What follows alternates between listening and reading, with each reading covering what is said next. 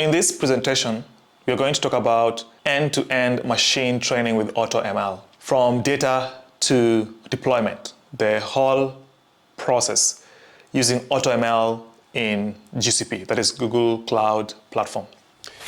Hello everyone, if we haven't met yet, my name is Emmanuel Achayo and I'm a research analyst at a community college in northern Arizona, but I live in the Valley.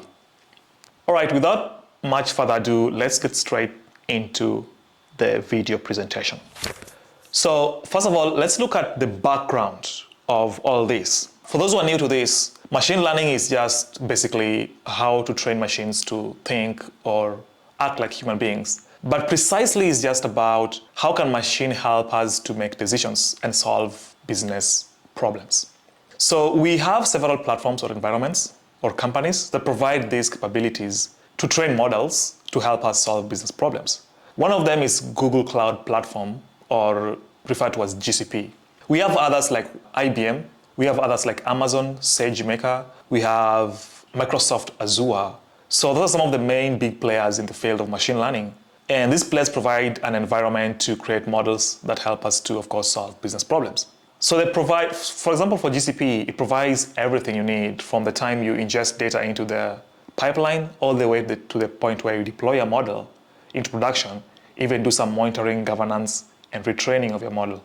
It provides several things. Some of the things that GCP provides is, for example, data storage capabilities. I'm sure some of you are familiar with BigQuery, which is used for data storage and analysis, and mostly it uses SQL syntax for managing and analyzing data. We also have cloud storage as data storage mechanisms or ways to do that. And this, of course, cloud storage takes all types of data, from video data to image data to tabular data to even link data. All types of data can be found in cloud, they always have a bucket called, or a container called Google Data Lakes. Data Lakes is almost a collection of all types, kinds, sizes of data you can imagine out there. We can find them in cloud storage and data lakes in GCP. The other thing that this platform provides is, for example, specifically GCP, is compute power. They have virtual machines where you can borrow virtual machines capabilities or computing power to do your model training. They have GPUs, which is a graphical processing units. So GPUs are just an improved version of CPUs. I'm sure some of us are familiar with CPUs, the central processing units. A better version of that is GPU. Just GPU is mainly graphical or image. Remember, when you're training models, sometimes you just don't train models using tabular data or texts. We want to train models using images, videos, and stuff like that.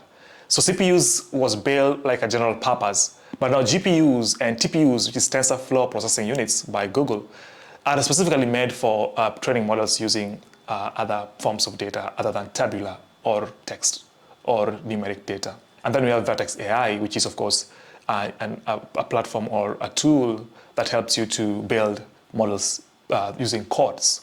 So the AI tools, of course, I've mentioned Vertex AI pipelines and AutoML. Today we're going to focus on AutoML to build models in GCP. So the question is, what's the difference between AutoML and Vertex AI? Two main ways you can build models. One, you can build a model through just using clicks, drag and drops here and there, which is a simple way to build models. You don't need to write any codes or syntaxes. But then the other way is to use syntax or codes to really have a full control over how you want your model or the training to go. So AutoML gives you the opportunity or the chance or the capability, the power to train your models using the least amount of coding possible. It's called no-code or low-code training model. Vertex AI is the opposite, where now you have more control, but here now you have to do some syntax or coding. All right, let's focus on AutoML for a moment. AutoML is the machine learning made easy and faster. So that's what I've just said. So it automates the most time-consuming parts of machine learning, like data pre-processing, which is a very huge part of machine learning, feature engineering, which is also a very key important aspect of model training. And we're going to talk about feature engineering in this particular presentation. Then model selection. There's several models you can select from. AutoML makes it easy for you to select a model. You don't need to really select by yourself. So long as you give AutoML the right good quality and quantity of data, it's able to go in there and select of all the models it has, the algorithms it has, pick one that best suits the business problem you're trying to solve. And then, of course, there's something called hyperparameter tuning. Keep watching because we're going to talk about hyperparameter tuning, and that's a very interesting part of machine learning.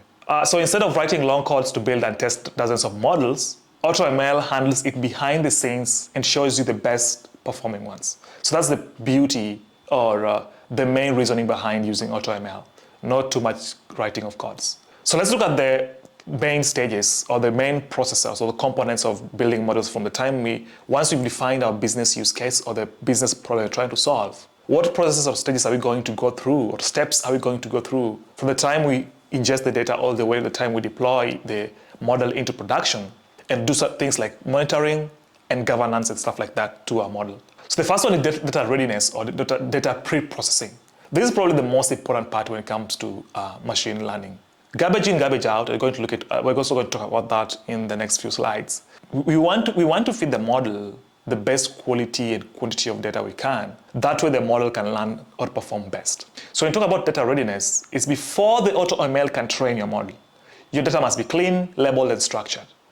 So clean, of course, it must take care of things like outliers, if there's any spelling errors, encoding errors, column label errors, all those errors that you have, you must clean those errors. And then look at things like outliers or out of range values. We also look at missing data and stuff like that. And then we want to organize data into BigQuery or cloud storage with clear schemas. We've talked about BigQuery and cloud storage. Schemas are just data dictionary, but in this case, the data dictionary is used by the model or the machine to understand the type of data you're feeding it. So in machine learning, we have to make the model understand what type of data and what structure of data we are talking about, or it's going to learn from. For example, let's say we have a variable called age in our data, right? We need to tell the machine, okay, we have a variable called age. This age is going to take maybe integers or categorical values, and we're going to talk more about integers and categorical values later. But let's assume it's going to take categorical values. We're going to tell this model that in this schema, we're going to specify that the age should not be anything less than 0, because there's nobody who has an age less than 0. And also there's nobody who's going to be an age more than 100. I mean, how many per over 100? I'm sure it's it's literally probably less than 100 people in the entire world of 8 billion people are over 100 years, right? So we can just say if there is any age in this particular column called age that is less than 0, flag that, or don't pre-process, or don't take the data. And if an age that is more than 100, also don't take the data. So just flag it and let us know about it. So that's what schemas really helps about. And it's not just about age. It does that to all the variables that comes into data before training and even before production. The next thing here is to make sure that each feature has consistent types. For the sake of this presentation, anytime I mention a feature, just think about of column variable or a column header or a column field like age, okay? Because that's what it is actually. So you can have, which type are we talking about here? Are they numbers, are they categorical, or are they timestamps? In data readiness and pre-processing, we also talk about the data we are going to use to train the model, to validate the model, and then to test the model. Now, by default, if you don't set it, AutoML splits your data in this manner. So if you give AutoML your data, it's going to take 80% of that data and use it to train your model. And then it's going to take 10% of that data to validate your model, and the other 10% to test your model. So training is just training. Validating and testing is simply giving the model quizzes or questions or tests to see just how well it will perform in the real world before we deploy it to the real world. The last bit here is we want to validate data quality and completeness. Like I said, garbage in, garbage out. For those who are familiar with how machines work, you give machine some data or some prompt that is garbage, it's going to just verbal diarrhea and hallucinate and give you something also that is tantamount to garbage out, something which is not going to help you. And that's why data preprocessing or data readiness is probably the most important part or the step when it comes to machine learning. We want to ensure that our data is of high quality and high quantity. We want to validate our data and ensure that this data is of the best quality for the model to learn from. So the entire goal of this first step is to ensure that AutoML learns from high quality representative data. I mean, if this is like probably more than 50% of what machine learning is. So I've spent more time here just so that to elaborate exactly what this part is. There is more to this than just what I've said, of course. And we did a video a couple of days ago going deep into all the stages of data readiness or pre-processing And this video should be somewhere in this account or this channel. So you can go ahead and watch that video. We got more deep into data readiness. Okay, let's move on to the next step here. So we have done data readiness. Our data is now good. It's clean, it's validated. It can help us try to answer our business problem. Now let's go to the next step, which is called feature engineering. Now, feature engineering is also a very, very important part in machine learning. I know I've said data readiness is important, and it's one of the most important areas in machine learning. Same also to feature engineering. Some people say, experts in this field say feature engineering is probably the most important part. I won't agree more, because this is where now you really get into each and every variable and try to play around these variables and come up with smarter variables that are going to help us to answer our business problem. But in AutoML, as opposed to Vertex AI, AutoML handles feature engineering automatically. It comes up with these smart columns that is going to enrich our data so that our model can learn the best and perform the best. But you should still understand it, right? So AutoML extracts key features, scaling, encoding, and embedding. Let's say, for example, you have a variable called timestamp. And that variable, we have the date, like which particular date, the day of the week, we have the month, we have the year, and then we have time. We have time in hours, minutes, and seconds. When you're training a model, you might want to be like, hey, I just want to pick maybe Wednesdays of every week, because maybe there's something that happens Wednesdays. Maybe it's ladies' night, and the product you're selling, mostly people buy it on that particular day.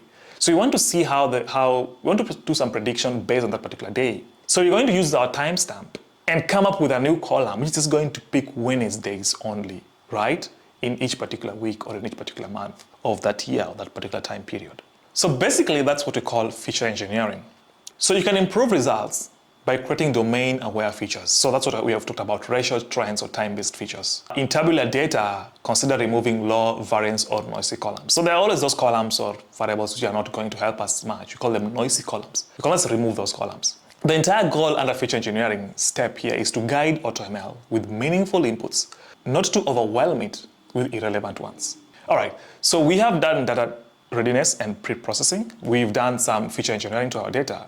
Our data is now close to perfect or close to what we want or expect from it. The next step in this is now what we call training and hyperparameter tuning. Now let's train our model. Remember, AutoML just picks a model for you to train. There are several model types you can pick from, but AutoML does it for you, so you don't need to think through this. And this is where AutoML shines when it comes to training and hyperparameters tuning. So you upload a data set and then let AutoML train multiple models under the hood. So neural networks, boosted trees, etc.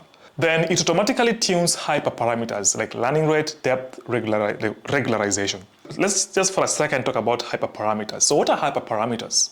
Imagine you guys probably are familiar with traditional transistor radios. The traditional transistor radios, my dad had one of them. My dad used to come in the evening from work, sit in his special seat, have his transistor radio, which was using a battery, and then he used to scroll to tune or turn those knobs in the transistor radio over and over again until a point when he could hear the best quality sound from his favorite radio station. Of course, he used to listen to the local radio stations. So when it comes to hyperparameters, it's almost the same thing, but now these knobs and these frequencies are different. The knobs here are maybe just buttons or syntax that you write. For AutoML, it's just buttons that you click to tune the hyperparameters. For Vertex AI, they're probably going to be syntax or codes you're going to write in a notepad. And what are hyperparameters? Now, they're not frequencies in this case. In this case, there are things like the learning rate, epochs, or iterations. So epochs is how many times do you want your model to pass through the entire data set. Imagine you're training a group of students or a student on some material, right? The first time you train this material, the students will maybe retain 10% of what you've trained. The second time you train this same material, the students will retain maybe 30% or 40%, right? The third time you train the same materials to the same students, the students will retain like maybe 70%, and on and on and on. So the more you train these students, this same group of students, the same material, the more they're going to understand and retain that piece of material or information or knowledge you're trying to give them, right? So that is what epochs is. That's why we keep running the model a couple of times through the data, because the more the model runs through the entire data set, the better it understands the data and the better it will perform in real world. And that's some of the things that we tune when you're saying hyperparameter tuning. All right, let's move along here. So then we watch metrics like AUC, accuracy, RMSE to pick the best model. Once the model is doing this, the AutoML is going to give you some results, some metrics to look at, like accuracy or precision through what you call the confusion metrics. So these are just metrics that shows you how well your model is doing or how well your model is going to do in production. Without getting so deep into this, I wanted to know that AUC, accuracy or precision, and RMSE, which stands for root mean squared error, or there's another one called mean squared error, which is like the other version of root mean squared error. They're just used to show us how accurate or precise is our model into predicting what we want it to predict. So the entire goal of training or hyperparameter tuning is to get the best performing model without manually coding or training loops. So because you're using AutoML, right? So that is the third step on this. Now remember the first step. So let's recap a little bit, just so that all of us are on board. We first defined a business use case, and then our first step after that was, of course, we did what we call data readiness and pre-processing, where we were massaging our data to help us answer our business problem. So once we did data readiness and pre-processing, we went to the second step, which was feature engineering. So under feature engineering, we were trying to even enrich our data set with new features that is going to help our model perform best and learn best. Then after that, we trained our model. In training model, we don't need to select any model type because AutoML is going to select for us. But now the model will train. We just click a button and then the model starts to train. But before you do this, we do what we call hyperparameter tuning, which we have also explained what hyperparameter tuning is. All right, let's keep going. Model serving. So now we've trained our model. We've said, okay, this model works well. Let's now go and serve it and test it in production. So here, after training, AutoML makes deployment one-click simple. So you remember you're going to train your model in your local server or your local computers or desktops. But you're going to deploy this model maybe in another company or another server. So AutoML makes it very easy for you to deploy your models. So it deploys models through what we call endpoints in Vertex AI for real-time prediction, or batch prediction on BigQuery. So if you want to do real-time prediction, like if you want to, for example, say you have an e-commerce website and you want real-time item recommendation or a good recommendation to people who visit your website, then you're going to deploy your model into endpoint in Vertex AI for real-time prediction. But then there are those times when we don't want real-time prediction. We want our model to do its work after the data has been gotten, maybe like 2 days after the data comes in. So that one we just take our data, maybe last week's data, and then we pass it through the model, and then the model tells us what it thinks or what it predicts. The difference between real-time prediction and batch prediction is simply real-time is real-time instant, and batch just takes after, it's prediction that we do after some time. That's the main difference. It just comes to time. As we do this, we want to secure endpoints with IAM. What is IAM? IAM is Identification Access Management. This is where you give the right people the right access to your endpoint.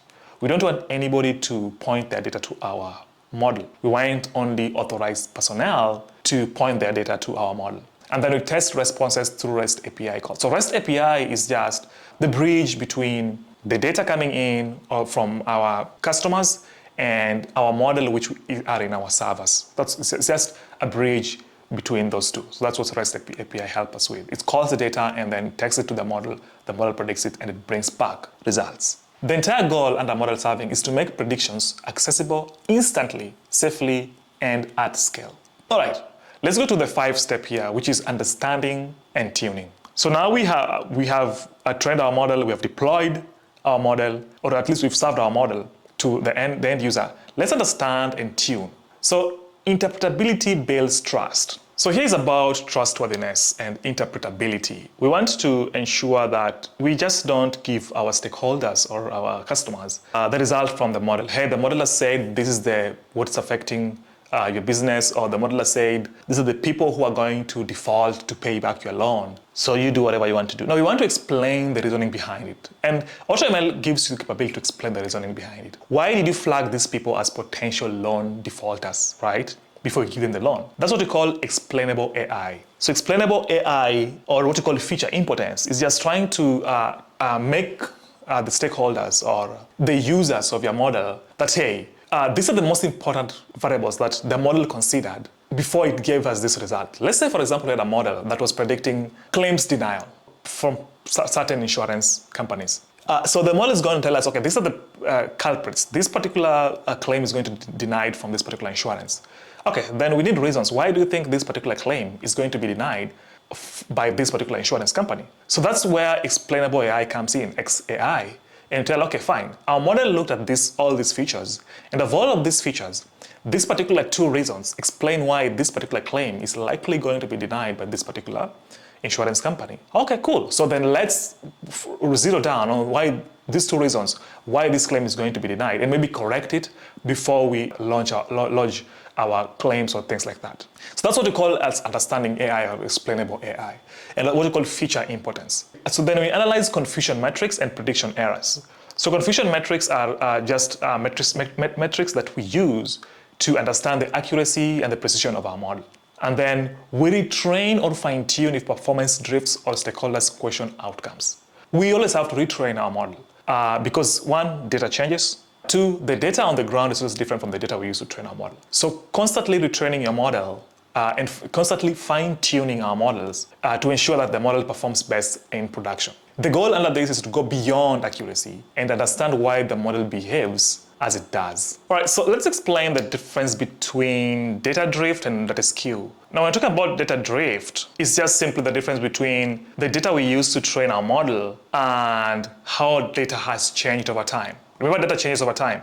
So we use this type of data to train our model, but now it's 3 months later, data has changed. That's called data drift. Data skew is just different between the training data and the prediction data. That's what it is. So that's the difference between data drifts and data skews.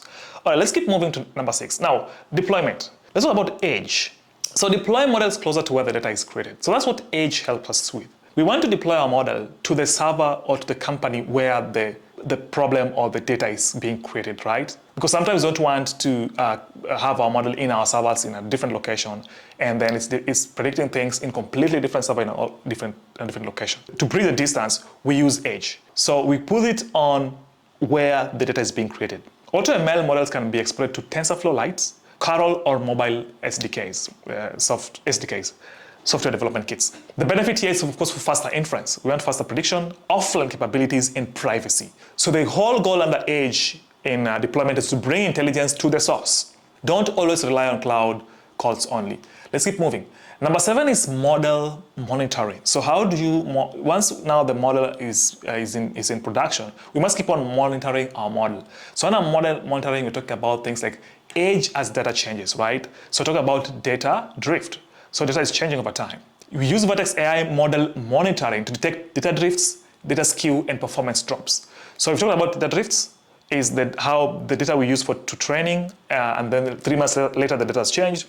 Skews is the data we use for training compared to what we use for prediction, and then performance drops. Because of these drifts and skews, the performance of our model drops. So we need to monitor this. And Vertex and AutoML gives you a dashboard to keep on monitoring, even alerts, to keep on monitoring to monitor how best your model is performing. And you can set these alerts for anomalies. And then feedback is fed back into retraining models. The whole goal is to maintain accuracy, reliability for long-term deployment. Next is model management. So now we need to manage our model also. We just don't need to monitor our model. We also need to manage it. So now management, you likely have multiple versions over time. This is called versioning in model training. And we also have what we call rollbacks. So we're going to talk about rollbacks in a bit. Register each model in, of course, we have the model registry. We can just register a model there. And then track metadata, training data, code versions, and metrics. Then control access and rollbacks retirements. Now, so you must roll back our models. Under versions, when you give models versions, when you train a model for the first time, you can say that's version 1. Then you put it under production. Then after maybe some few weeks, you retrain the model, you say this is version 2. You make some updates, now you call it version 2. After maybe some other 2 weeks, you train it again, make updates, version 3. But you must always have a rollback plan, just in case if the third version, you send it to production and it fails, you must have a quick rollback plan to roll back to version 2, so to make corrections, or you have to understand why is version 3 not working, right? So always have rollback plans. And finally, there's always time to retire models. Models retire because things change, data change. Some data change so much that you can't retrain the model anymore. You just have to retire that model and train new models altogether.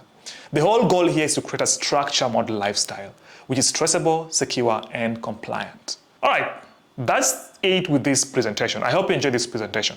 It was from data readiness and preprocessing to monitoring, management, and governance of our models. And that's all it's into that. Now, we did a deep dive into all these steps some times back.